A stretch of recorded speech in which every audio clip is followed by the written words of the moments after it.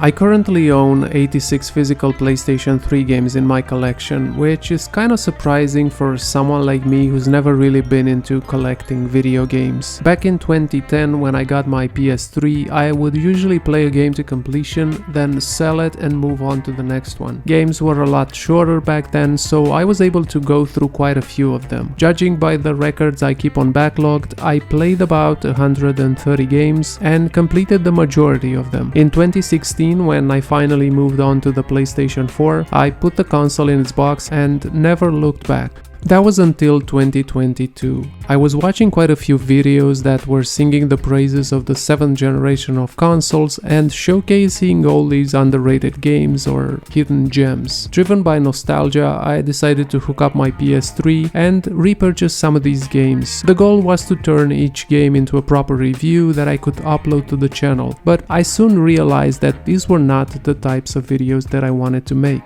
I was not having fun. So with this video, I decided to switch gears and just share some quick thoughts about some of these games, and in the process curate my collection to a handful of titles that I might actually want to replay. Without further delay, these are the games in the order in which I played them.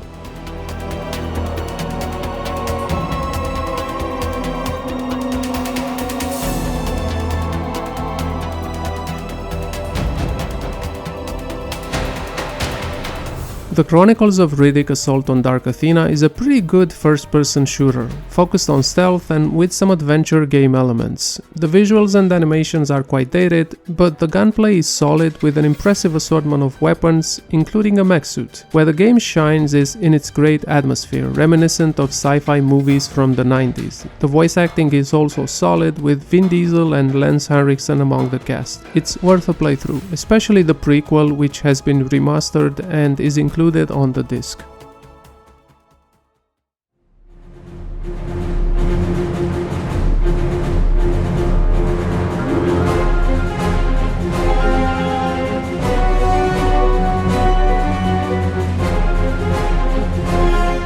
Wolfenstein, or Wolfenstein if you will, takes the tried and true formula of the World War II military shooter and throws supernatural powers into the mix. This combination of guns and powers is always fun, and the environments are quite varied with good level design. The graphics hold up surprisingly well. If you don't mind the more campy story and some repetitiveness, this game is a fun time, especially if you're a fan of the series.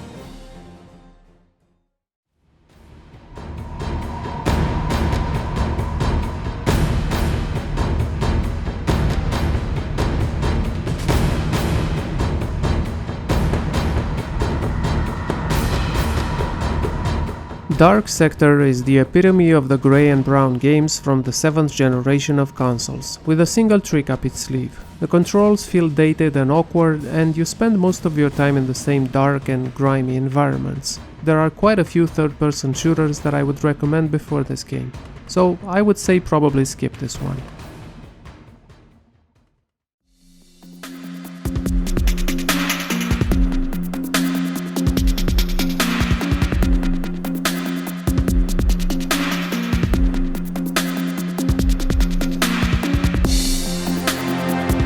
The Bourne Conspiracy is the perfect example of a game that I used to see through rose-colored glasses. The story is quite forgettable and the fisticuffs mechanic gets old really fast, so it ends up being just a generic third-person cover shooter. With no Matt Damon, it's hard to recommend it even to die-hard Jason Bourne fans.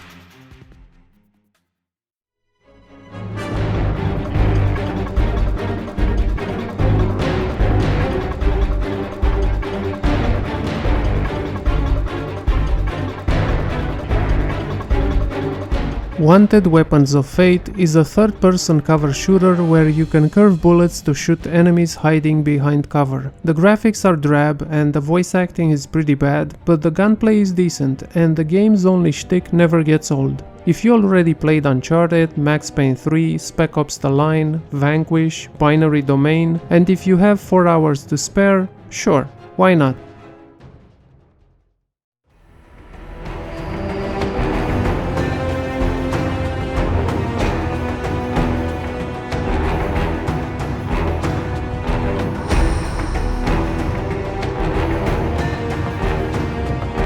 Prince of Persia: The Forgotten Sands might not be the Sands of Time, but it was good enough for someone like me who missed the PS2 titles. The graphics are decent and there's enough variety in the environments, even though I wish there was a bit more color in the world. I couldn't tell you what the story was, but I can tell you I had fun replaying this game, and I think it holds up quite well.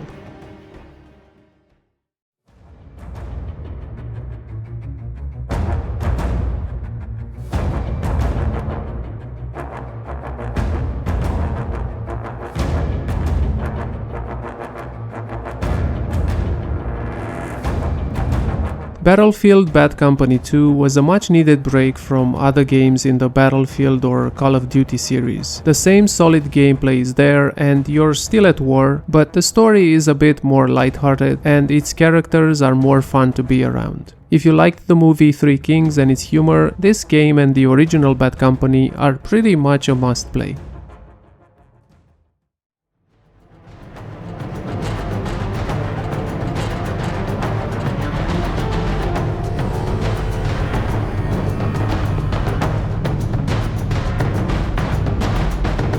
Enslaved Odyssey to the West is a game that doesn't really do anything original, and yet it's much better than the sum of its parts. The gameplay is just okay, but it also has a lot going for it. An interesting world, great writing, excellent voice acting, and it's not brown and grey. Much like Horizon Zero Dawn or The Last of Us, this game's apocalypse is green and beautiful, so this alone might warrant a look.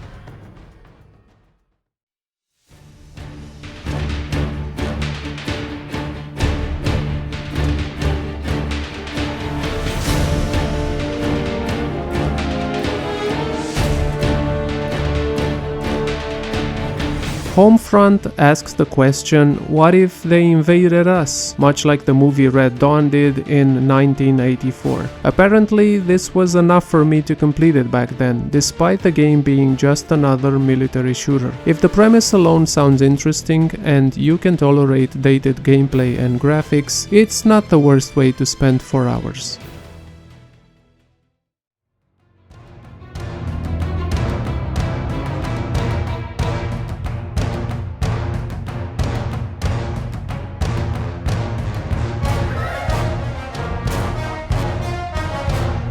Darksiders draws inspiration from many other games, which could feel derivative, but this amalgamation totally worked for me. I didn't know what was going on story-wise, but I loved the game's aesthetic, puzzle mechanics, and crunchy combat. As a big fan of the God of War series and hack-and-slash games in general, this game definitely scratched that itch.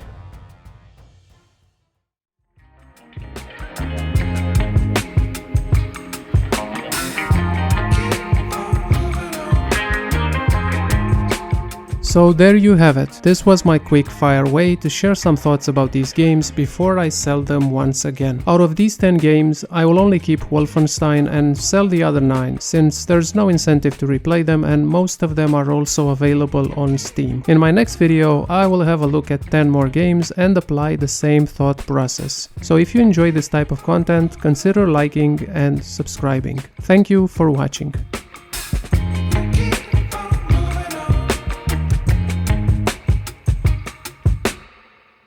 Keep on moving on.